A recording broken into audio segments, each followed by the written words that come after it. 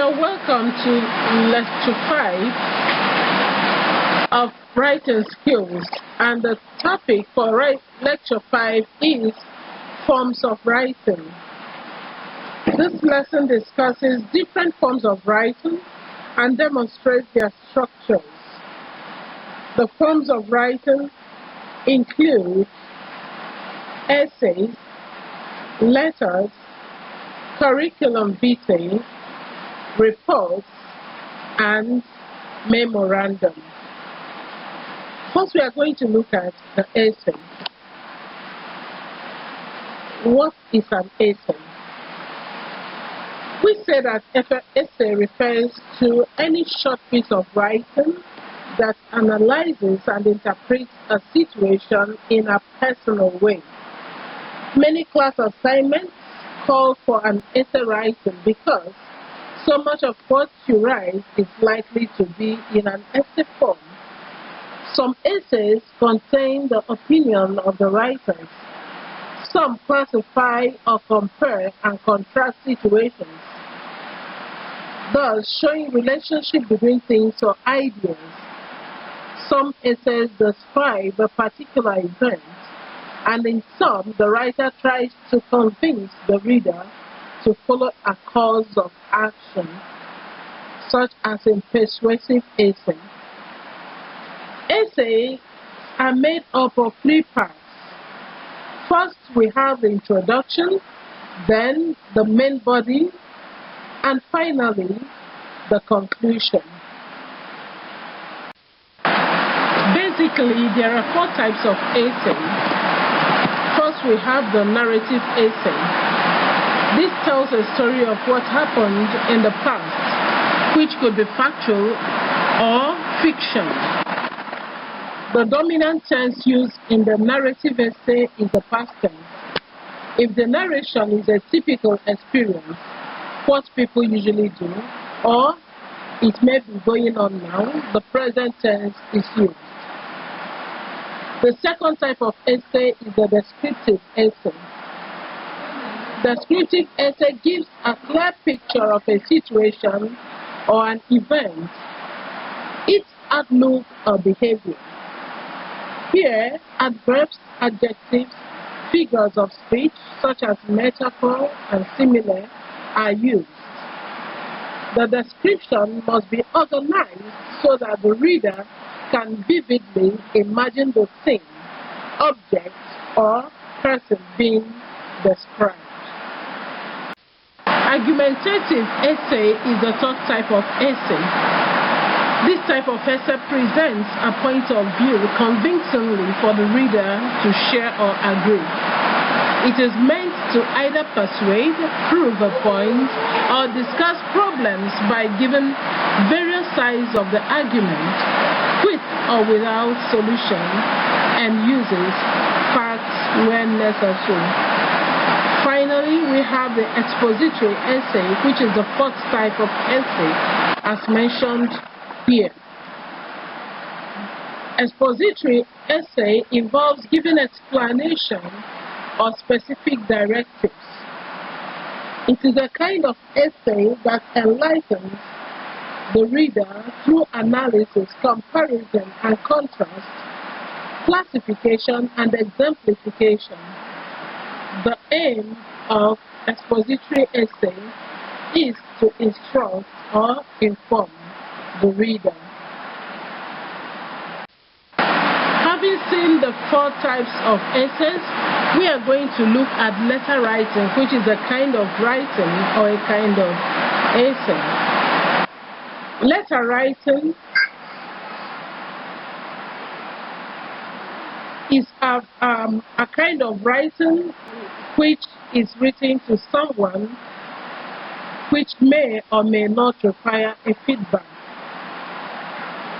In spite of the relatively recent prevalence of emails and text messages as alternative means of correspondence, letter writing still enjoys a pride of place in terms of utility, and it is widely used by many people and organizations to correspond or communicate with other people or organizations.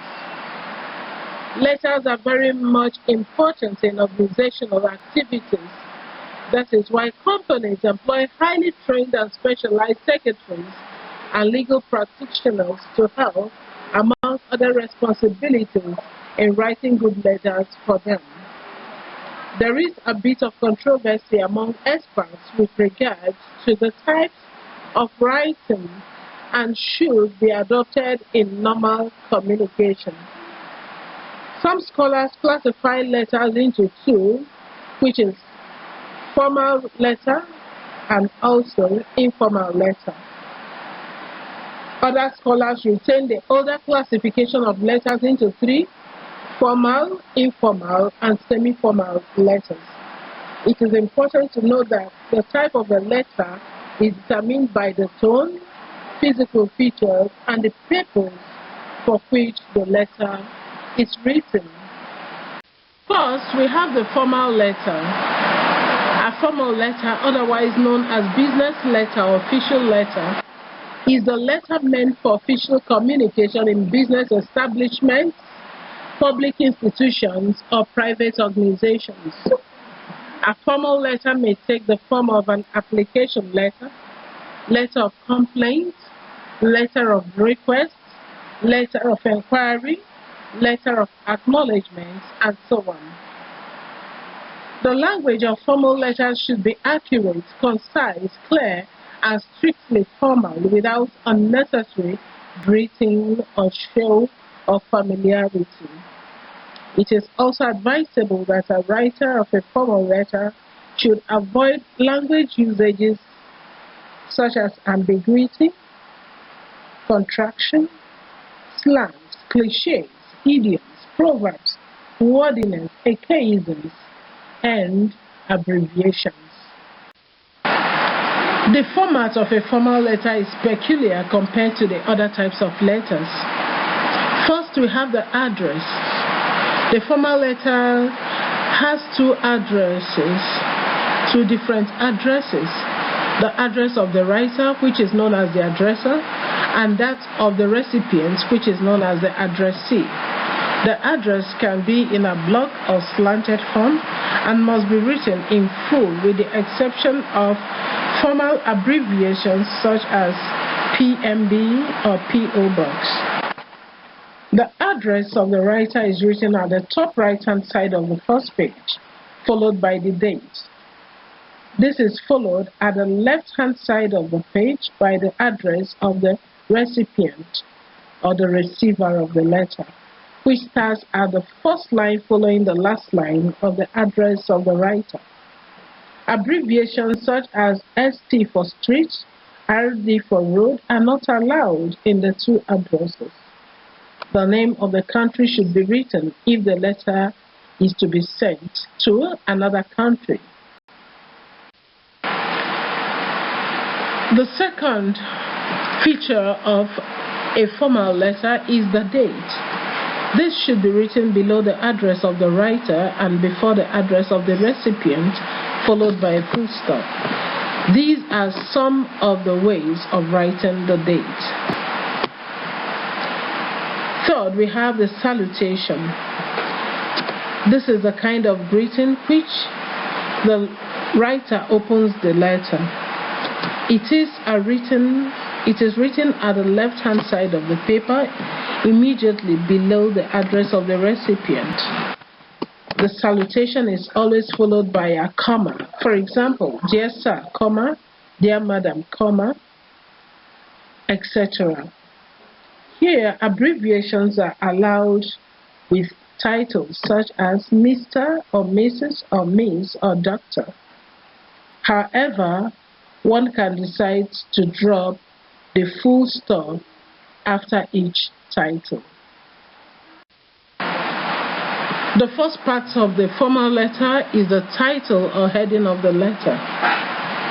The title or the heading of the letter is written below the salutation and shows the subject matter of the letter. Titles or headings can be written in either upper or lower case. However, if written in lowercase, titles must be underlined. Also, a writer may decide to write titles in capital letters. Fifth, the body of the letter. This section contains all the information which the writer aims to pass across. The section also contains the introduction, the middle, and the conclusion of the letter. The introductory part gives background information on and the purpose of the letter.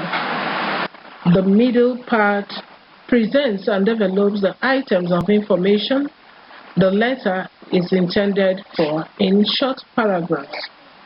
And finally, the concluding part states the desire or hope about what should happen next.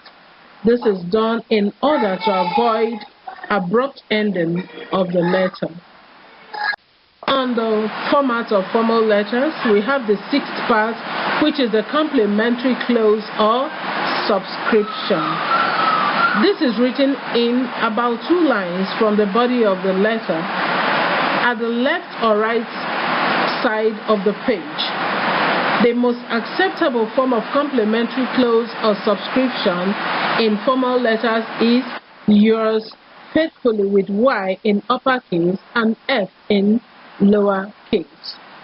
Other alternative ways of closing formal letters include yours truly, best regards, and sincerely yours.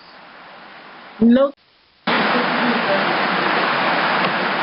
And here is a sample of a formal letter. Looking at the features we discussed earlier, you can see the addresser, the addressee, the salutation, the title of the letter, the body of the letter, even though we have just a paragraph because of space, and we have the subscription and then the signature.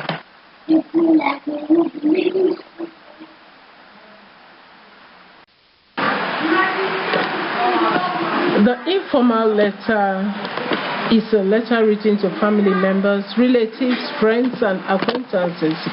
As such, it is otherwise known as a friendly or personal letter. Informal letters can be written for a number of purposes, such as to congratulate someone on the birth of a new baby, to express sympathy, or to offer greetings. Due to the level of familiarity between the writer and the recipient of an informal letter, the language of the letter is expected to be relaxed, casual, and chatty. However, the level of informality in these letters may differ from one person to another. This means that the language a person uses in writing to his father, uncle, or a very senior brother could be quite different from the one he or she uses to write to a friend or a colleague. Here are parts of the informal letter. First, we have the address. Unlike the formal letter, we have just one address of the writer. We have the date, which should be written below the address. We have the salutation, where you may use the first name of the receiver. For example, dear Seth, dear Joseph, my dear mother, dear daddy, etc. Note that a writer may decide to write the salutation in uppercase or lowercase, as the above examples show. Or he or she may capitalize only the first letter of the salutation, as in my dear brother. The salutation is always followed by a comma. The next part of an informal letter is the body of the letter. Just like we have in the formal letter, we have the paragraphs of informal letter. The language shows the level of familiarity and closeness between the two parties. In this kind of letters, a writer may share jokes or use idioms, slangs, or contractions.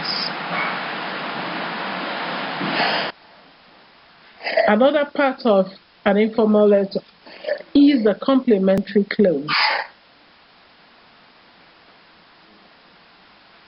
or the subscription, which may include expressions such as yours sincerely, yours affectionately, yours, and your loving daughter. Complementary clause should be followed by a comma as well. Finally, we have the name of the writer, and this should be written below the complementary clause. And here is the example, a sample of an informal letter where you have one address, the salutation, dear Said, the paragraphs, which is the body of the letter, the subscription, and the name of the writer. And this brings us to the end of the 5th lecture. The next slide takes you to the 6th and the final lecture. Thank you.